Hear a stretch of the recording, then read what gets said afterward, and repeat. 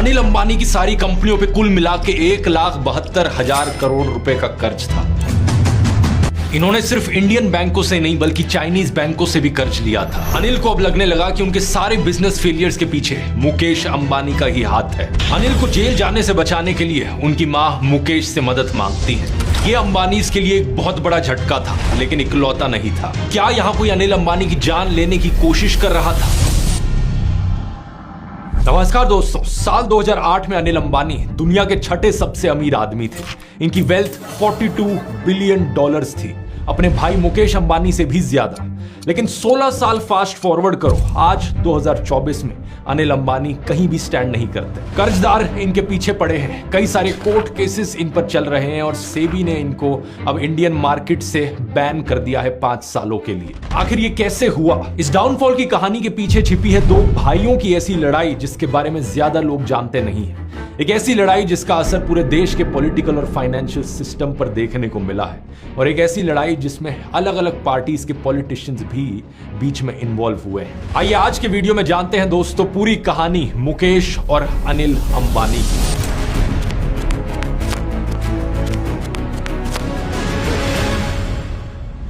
Video शुरू करने से पहले कहना चाहूंगा दोस्तों कि जो भी चीज मैं आपको इस वीडियो में बताने जा रहा हूं, हो सकता है वो आपको सुनने में बहुत शॉकिंग लगे, लेकिन एक भी चीज मेरी खुद से बनाई हुई नहीं है, मेरी अपनी राय नहीं है। एक एक लाइन, एक एक क्लेम का सोर्स किसी ना किसी पुराने न्यूज आर्टिकल से है या किताब से है। आप इन सोर्सेज को रेफर करना चाहें तो ये डिस्क्रिप्शन में आपको मिल जाएंगे वीडियो।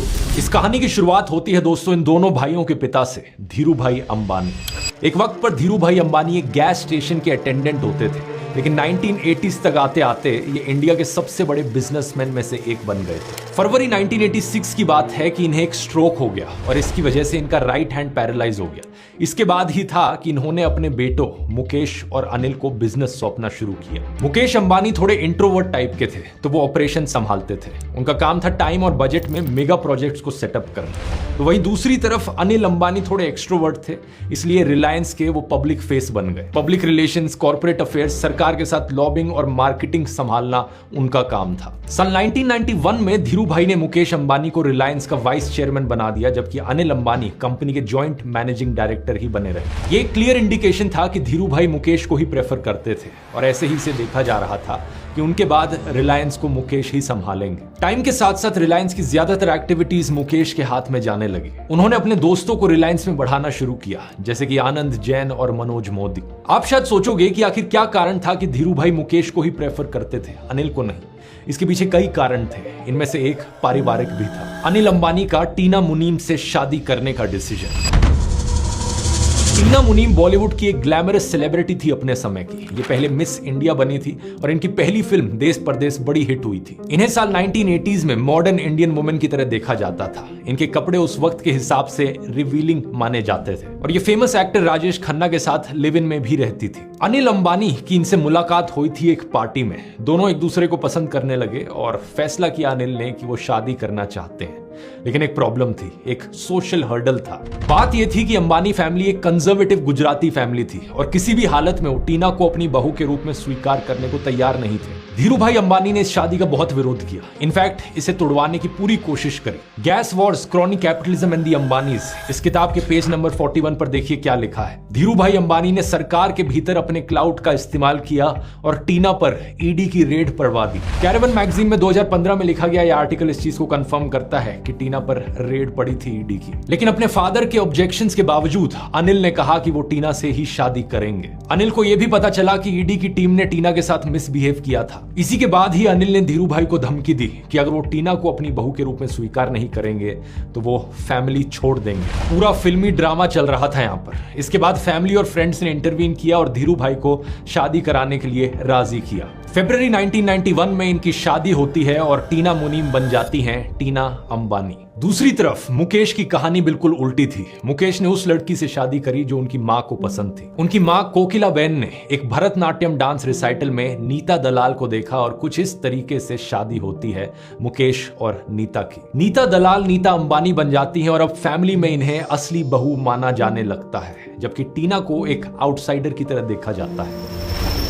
धीरू भाई और कोकिला बहन फैमिली के इंपॉर्टेंट डिसीजंस के लिए नीता पर डिपेंडेंट होते हैं और दूसरी तरफ टीना को कोई भी बड़ा रोल नहीं मिलता। ऊपर से साल 1994 में एक बड़ी इंटरेस्टिंग चीज होती है। संदीप टंडन जो एक IRS ऑफिसर थे जिन्होंने टीना के घर पर ईडी की रेड मारी थी, वो रिलायंस को एज अ कंसल्टेंट ज्वाइन कर लेते हैं। ऑब्वियस सी बात है, मुकेश के अप्रूवल से ये रिलायंस को ज्वाइन करते हैं और अनिल इससे बहुत चिढ़ जाते हैं। कहा जाता है कि मुकेश को ये लगता था कि सिर्फ वही रिलायंस को 21वीं सेंचुरी में लेकर जा सकते हैं।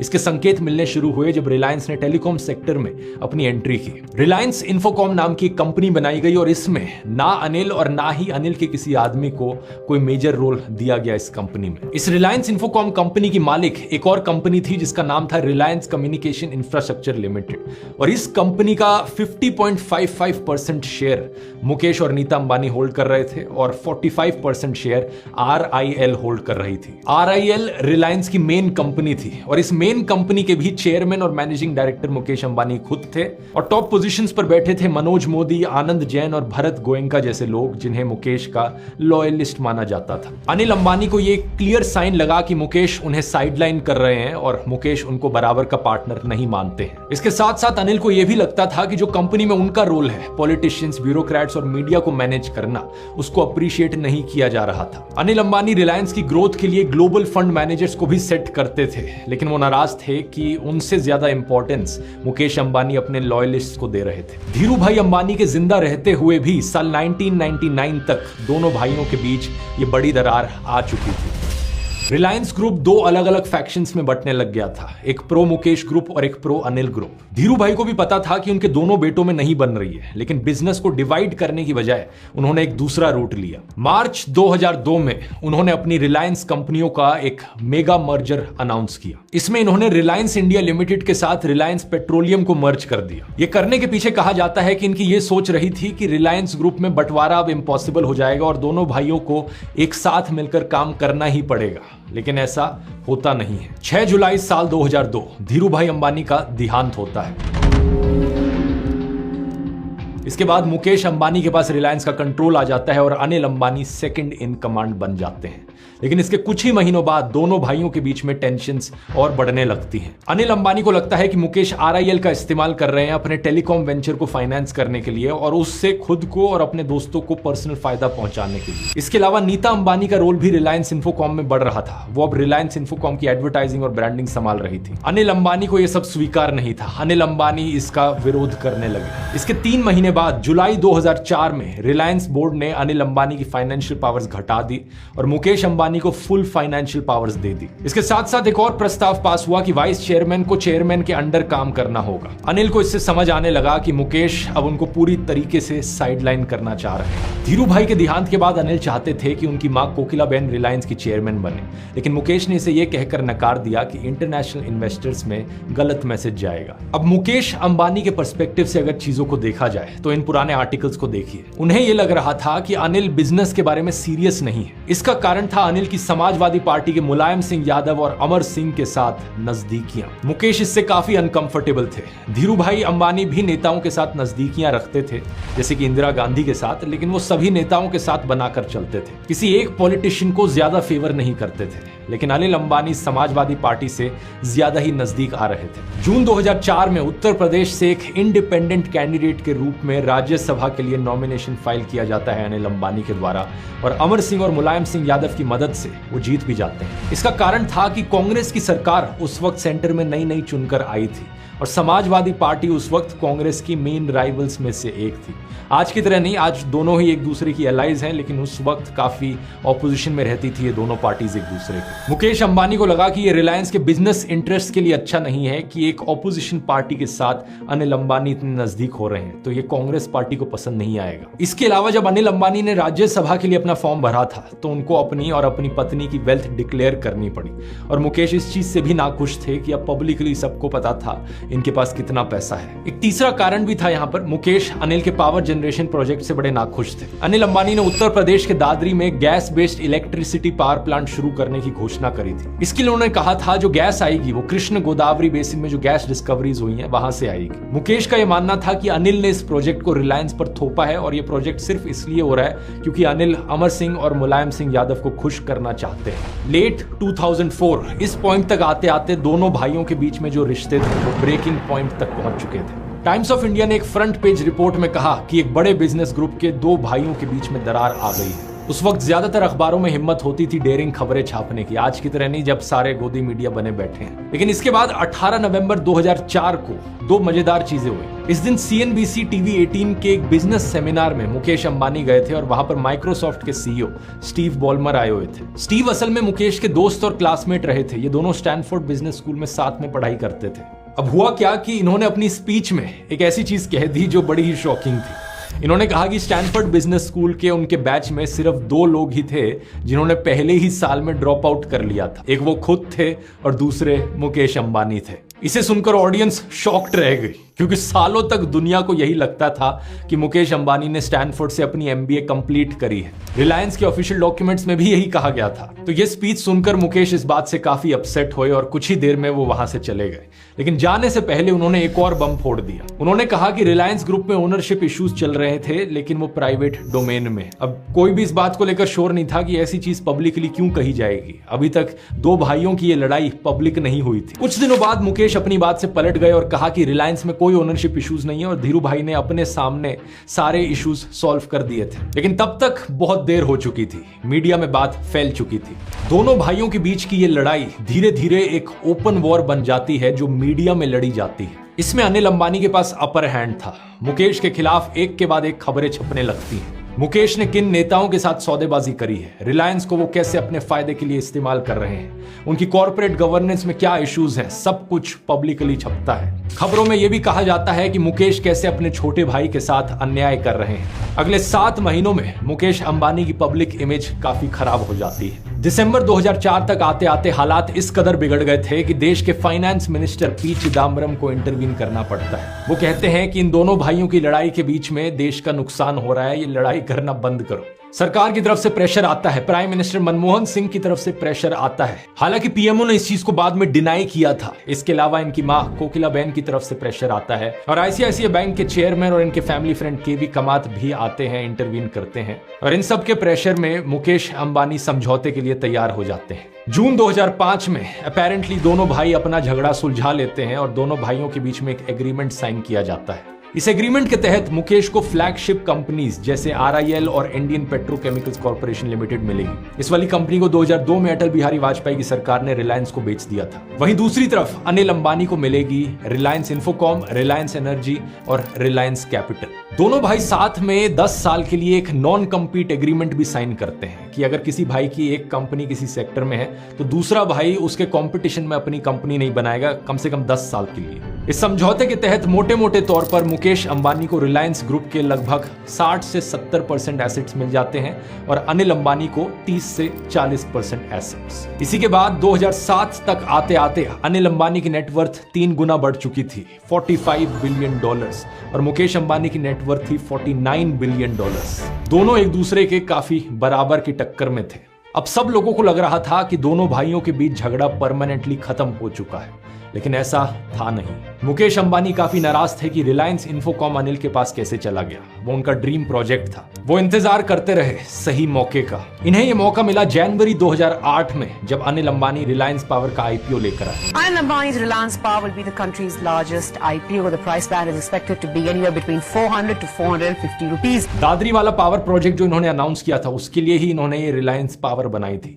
अनिल अंबानी ने इस IPO में 12,000 करोड़ रुपए इकट्ठे किए थे। जिस दिन ये IPO लॉन्च हुआ उस दिन ये इंडिया की सबसे बड़ी कंपनी थी। Day 1 of Reliance Power IPO had a rush never seen before. लेकिन इसके अगले ही दिन इस कंपनी के शेयर्स मार्केट में डंप होने लगे। It came, it listed and it tumbled. The much hyped Reliance Power IPO today failed to ignite the markets.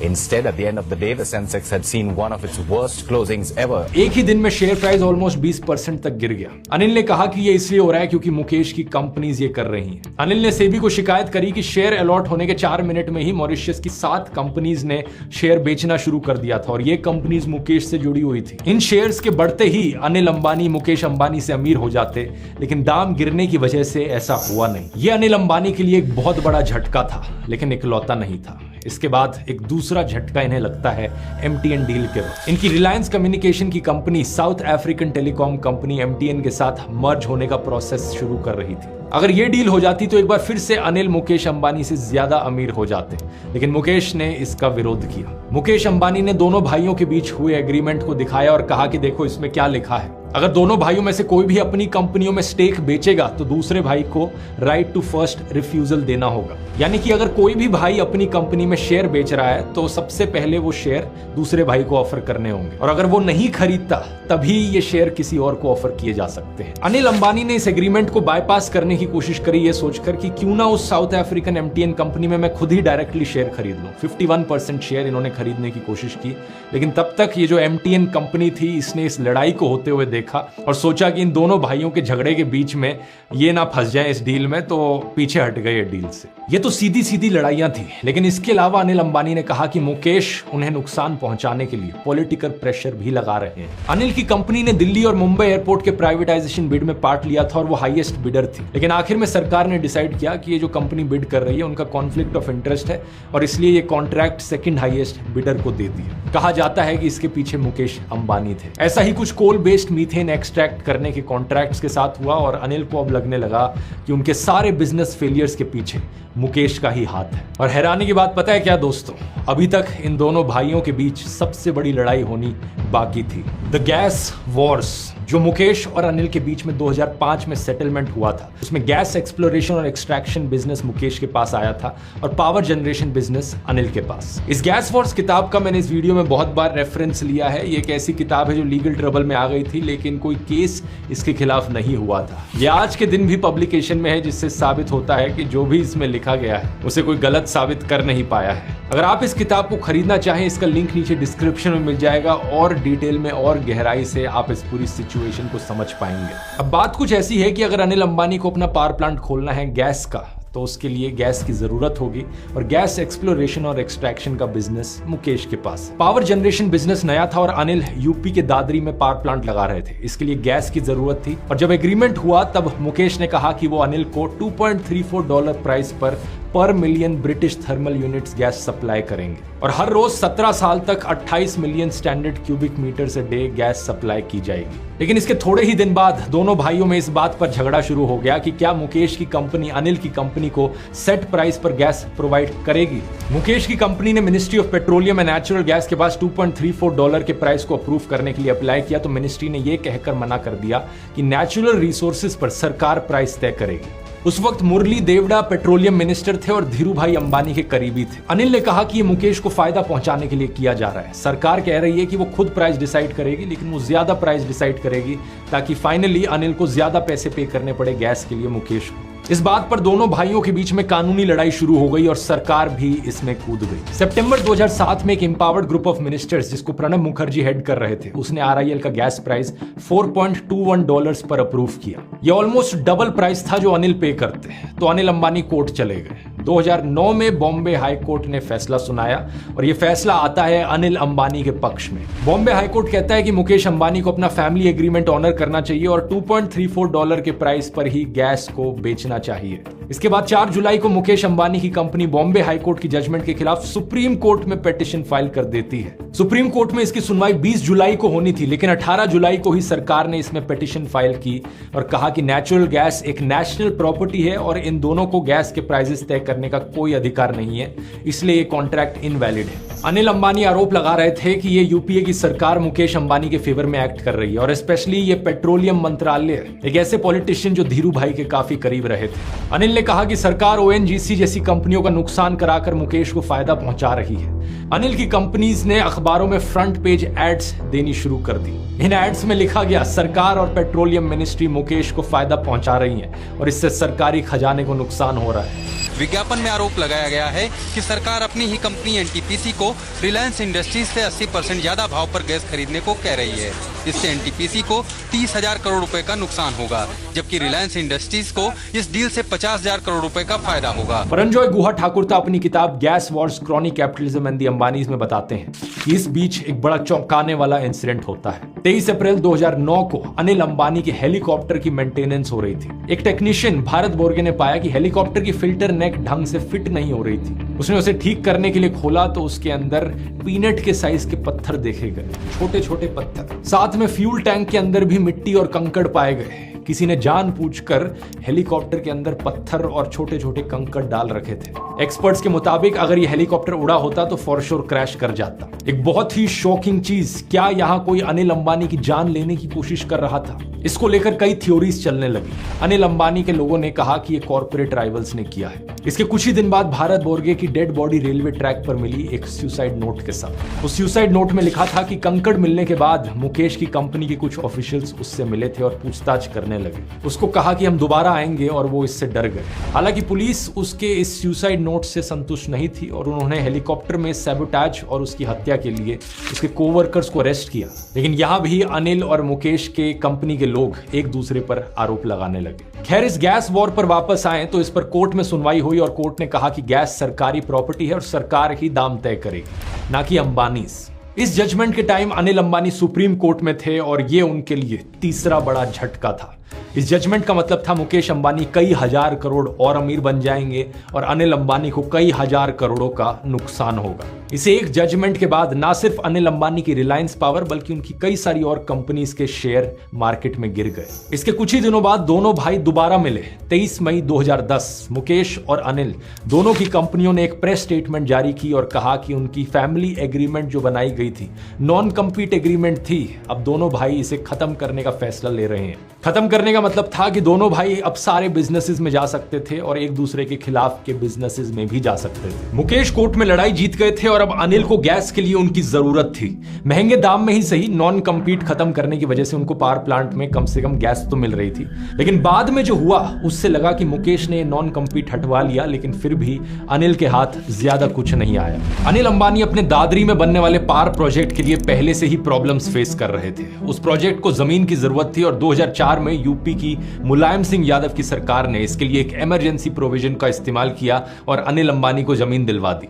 ऐसा करते समय उन किसानों से नहीं पूछा गया जिनकी ये जमीन थी। तो इस बात के खिलाफ पूर्व प्रधानमंत्री वीपी सिंह और कांग्रेस के राज बब्बर ने विरोध किया और इलाहाबाद हाईकोर्ट में पिटीशन फाइल करी। दिसंबर 2009 में इलाहाबाद हाईकोर्ट ने अपनी जजमेंट सुनाई और ये जजमेंट किसानों के फेवर में थी। कोर्ट ने कहा कि अगर सरकार को किसानों की जमीन किसी कंपनी को इस तरीके से देनी थी तो हर एक किसान से नो ऑब्जेक्शन सर्टिफिकेट लेना जरूरी था। और अगर किसानों को अपनी जमीन वापस चाहिए तो उनको अनिल अंबानी की कंपनी से जो भी मुआवजा मिला है उसे लौटाकर अपनी जमीन वापस ले सकते हैं। इसके खिलाफ अनिल अंबानी पहले तो सुप्रीम कोर्ट में चले गए, लेकिन 2014 में कोर्ट में जाकर कहते हैं कि अब उन्हें इस प्रोजेक्ट में कोई इंटरेस्ट नहीं है। उन्होंने कहा कि इस प्रोजेक्ट के लिए गैस सप्लाई सुनिश्चित करना बहुत मुश्किल बन गया है, तो वो किसानों की जमीन लौटा देते हैं। हजारों करोड़ का नुकसान और एक और बड़ा झटका अनिल अंबानी को। लेकिन अनिल के पास अभी भी एक बड़ा बिजनेस था, टेलीकॉम का बिजनेस। बस दिक्कत ये थी कि जब बंटवारे में अनिल को टेलीकॉम बिजनेस मिला था तब अनिल को कोई आइडिया नहीं था कि ये बिजनेस कितना कॉम्पिटिटिव हो सकता है। ऊपर से इस बिजनेस में भारी पैसों की इन्वेस्टमेंट की जरूरत थी अगर सक्सेसफुल होना था तो। 2010 तक आते आते इंडियन टेलीकॉम इंडस्ट्री 2G से 3G पर शिफ्ट हो रही थी। इंटरनेट सेवाएं शुरू हो रही थी और उसके लिए टेलीकॉम इक्विपमेंट और स्पेक्ट्रम परचेज में हैवी इन्वेस्टमेंट करने की जरूरत थी। हजारों करोड़ों रुपए की जरूरत थी। अनिल ने 3G में इन्वेस्ट करना शुरू किया। इसकी वजह से उनकी कंपनी रिलायंस कम्युनिकेशन पर 30,000 करोड़ रुपए का कर्ज आ गया। अपने ऊपर कर्ज कम करने के लिए अनिल ने टावर ऑपरेशंस के लिए GTL इंफ्राटेक से 50,000 करोड़ की डील करने की कोशिश करी, एक मर्जर करने का कोशिश की, लेकिन यह प्लान भी फेल रहा। अगले साल 2G स्पेक्ट्रम का अलेजेड घोटाला होता है और 122 टेलीकॉम लाइसेंसेस को देश भर में कैंसिल किया जाता है। इनमें से एक लाइसेंस अनिल अंबानी का भी था। सीबीआई अनिल अंबानी से स्वैन टेलीकॉम को प्रमोट करने में उनके रोल के बारे में पूछताछ करती है। Anil Ambani's role in the share of Swan was being probed. The CBI said that Anil Ambani sold Swan shares to Delphi at throwaway prices. लेकिन इसके बाद भी अनिल अंबानी 3G में इन्वेस्ट करते रहते हैं। मुकेश अंबानी दूसरी तरफ अपना 4G नेटवर्क जियो लाने की तैयारी शुरू कर रहे थे। अब यहाँ पर एक इंटरेस्टिंग बात यह है दोस्तों कि रिलायंस के मोबाइल बिजनेस में सबसे बड़ी गड़बड़ मुकेश अंबानी ने करी थी, लेकिन वो गड़बड़ भारी पड़ी अनिल अंबानी को। बात कुछ ऐसी है कि जब साल 2002 में मुकेश अंबानी ने इस बिजनेस को शुरू किया था तो दो तरीके के सिम कार्ड्स होते थे, एक जीएसएम सिम कार्ड और एक सीडीएमए सिम कार्ड। मुकेश ने रिलायंस के लिए सीडीएमए चूज किया, लेकिन जो दूसरी कंपनी थी उस वक्त एयरटेल, हच जैसी, उन्होंने जीएसएम चूज की। सीडीएमए सिम कार्ड में दिक्कत ये थी कि इस पर सिर्फ 2G और 3G की टेक्नोलॉजी चल सकती थी, 4G नहीं चलता था। तो अनिल अंबानी की रिलायंस कम्युनिकेशंस को अगर 4G ऑफर करना था तो तुरंत उन्हें अपना सिम कार्ड बदलना था। 1 साल के भीतर अपने सारे सिम कार्ड्स को सीडीएमए से जीएसएम पर शिफ्ट करना था। ऐसा करना काफी डिफिकल्ट था, बहुत सारे और पैसों का खर्चा। साल 2012 तक वोडाफोन रिलायंस कम्युनिकेशन से आगे निकल गई थी और 2016 तक आते आते अनिल अंबानी की रिलायंस कम्युनिकेशन चौथे नंबर पर खिसक चुकी थी। कर्ज बढ़ता जा रहा था, मुश्किलें बहुत सारी थी और इसी के बीच मुकेश अंबानी अनाउंस करते हैं रिलायंस जियो। This morning I start with the newest and the youngest member of the Reliance family, Jio. Reliance जियो ने फ्री 4G सर्विसेज देकर सबके कस्टमर्स छीन लिए। Jio's data, voice, video will be available for everyone, absolutely free. Anil Ambani के telecom business की हालत बद से बदतर हो गई। एक आखिरी ऑप्शन के तौर पर अनिल अंबानी ने अपनी कंपनी को 2017 में मर्ज करने की कोशिश करी एयरसेल कंपनी के साथ, लेकिन ये डील भी फेल हो गई। इस डील के फेल होने की वजह से कैनेडियन कंपनी ब्रुकफील्ड के साथ जो अनिल की टावर डील थी वो भी फेल हो गई और इसके बाद रिलायंस कम्युनिकेशन ने अपने 2G और 3G बिजनेस को बंद करने की घोषणा कर दी। 2017 तक रिलायंस कम्युनिकेशन पर 43,000 करोड़ रुपीस का डेट था। कुछ कर्ज कम करने के लिए इन्होंने अपने टावर और फाइबर बिजनेस को बेचने की कोशिश करी 30,000 करोड़ रुपए की डील में टिलमैन और टीपीजी को, लेकिन ये डील भी फेल हो गई। जब और कोई ऑप्शन नहीं बचा तो अनिल अंबानी अपने भाई मुकेश अंबानी के पास जाते हैं। अपनी रिलायंस कम्युनिकेशन के wireless spectrum, tower, fibre, media convergence nodes सबको बेचने की कोशिश करते हैं रिलायंस जियो को, लेकिन मुकेश अंबानी ने इस कर्ज की गारंटी लेने से मना कर दिया और इस वजह से ये डील भी नहीं हो पाई। 2018 तक आते आते अनिल अंबानी ने रेगुलरली कोर्ट के चक्कर लगाने शुरू कर दिए थे क्योंकि उन पर कर्ज इतना बढ़ चुका था, कर्जदार उनके पीछे पड़े थे। एरिक्सन कंपनी ने अनिल पर डिफॉल्ट का इल्जाम लगाया और 2018 में एरिक्सन सुप्रीम कोर्ट चला गया। सुप्रीम कोर्ट ने अनिल अंबानी को कहा कि 30 सितंबर 2018 तक एरिक्सन के 550 करोड़ रुपए वापस करो, लेकिन अनिल अंबानी ये पैसे भी वापस नहीं कर पाए और एरिक्सन ने सुप्रीम कोर्ट में कंटेम्प्ट पिटीशन फाइल कर दी। कोर्ट ने कहा कि अगर मार्च 2019 तक अनिल एरिक्सन को ये पैसे नहीं दे पाएंगे तो कंटेम्प्ट ऑफ कोर्ट की वजह से उन्हें जेल जाना पड़ेगा। ब्लूमबर्ग की इस रिपोर्ट के मुताबिक अनिल अंबानी को जेल जाने से बचाने के लिए उनकी मां मुकेश अंबानी से मदद मांगती है। अनिल ने मुकेश के पास जाकर नेगोशिएशन की और एलिजिडली अनिल को एक तरीके से मुकेश के सामने भीख मांगनी पड़ी कि वो उनकी मदद करें। आखिर में मुकेश उनकी मदद करते हैं। एरिक्सन को पेंडिंग पैसे देकर मुकेश अंबानी अनिल अंबानी को जेल जाने से बचा लेते हैं। 25 सितंबर 2019 को नेशनल कंपनी लॉ ट्रिब्यूनल ने रिलायंस कम्युनिकेशन को इंसॉल्वेंट घोषित कर दिया और कर्ज चुकाने के लिए कंपनी के एसेट्स को बेचना शुरू कर दिया। आखिर क्या कारण था अनिल अंबानी की डाउनफॉल के पीछे? ऐसा नहीं है कि रिलायंस कम्युनिकेशन इकलौती दिक्कत थी अनिल अंबानी की। इनकी दिक्कतें 2014 में ही शुरू हो गई थी जब इनकी कंपनियों पर कर्ज बढ़ने लगा था। 2018 तक आते आते इनकी सारी कंपनियों पर कुल मिला के 1,72,000 करोड़ रुपए का कर्ज था। इंडिया टुडे के मुताबिक असल में अनिल ऐसे बिजनेसेस में घुसे जहां पर बहुत सारे पैसे की जरूरत थी और उन्होंने जो फैसले लिए वो स्ट्रैटेजी से ज्यादा एम्बिशन पर बेस्ड थे। नेताओं से कनेक्शंस के दम पर पब्लिक सेक्टर बैंक्स की मदद से बड़े बड़े प्रोजेक्ट्स को फंड करना, अनिल इसमें सबसे आगे थे। लेकिन 2008 की ग्लोबल फाइनेंशियल क्राइसिस के बाद चीजें थोड़ी बदल गई थी और पब्लिक सेक्टर बैंक्स अब पावर और इंफ्रास्ट्रक्चर सेक्टर्स को फंड ज्यादा करने को तैयार नहीं थे। शुरुआत में कुछ बैड लक थी, लेकिन बाद में उनके खुद के गलत फैसले थे। धीरे धीरे इनके सभी प्रोजेक्ट से हवा निकलनी शुरू हो गई। 2014 में रिलायंस एंटरटेनमेंट को अपना मल्टीप्लेक्स चेन बिग सिनेमास को बेचना पड़ा अपना कर्ज उतारने के लिए। अगस्त 2018 में अनिल ने अपना रिलायंस इंफ्रास्ट्रक्चर का Mumbai city power distribution business Gautam Adani को 18,800 करोड़ में बेच दिया। इस सब के चलते रिलायंस इंफ्रा अपना 23,000 करोड़ का कर्ज उतार पाया। लेकिन आज के दिन तक रिलायंस पावर के बड़े बड़े प्रोजेक्ट्स अटके हुए हैं। सितंबर 2018 में अनिल ने अपने शेयर होल्डर्स को कहा कि 24,000 मेगावाट के पावर जनरेशन प्लांट्स अटके हुए हैं क्योंकि उन्हें गैस नहीं मिल पा रही। इसकी वजह से करीब 1.2 लाख करोड़ की इन्वेस्टमेंट्स फंसी हुई हैं उनके मुताबिक। रिलायंस पावर को 3 पावर प्लांट्स बनाने के प्रोजेक्ट मिले थे, लेकिन उसमें से वो अभी तक एक ही बना पाई है। और उस एक प्रोजेक्ट में भी इन्होंने कोर्ट में कहा कि हमें ज्यादा माइनिंग करने की परमिशन चाहिए, नहीं तो उसके बिना वो घाटे में चली जाएगी कंपनी और ये प्रोजेक्ट भी बंद करना पड़ेगा। जब दोनों भाइयों के बीच में बंटवारा हुआ था, अनिल के पास जो बिजनेस आए वो बड़े ही कैश हंग्री बिजनेस थे जिनमें लगातार इनोवेशन और इन्वेस्टमेंट्स की जरूरत थी। लेकिन मुकेश के पास जो बिजनेस गए वो कोर बिजनेसेस थे, जैसे कि ऑयल एंड गैस। उन बिजनेसेस में इतनी इनोवेशन करने की जरूरत नहीं थी और एक बार इन्वेस्टमेंट कर दी तो वो काफी लॉन्ग टर्म तक चलती।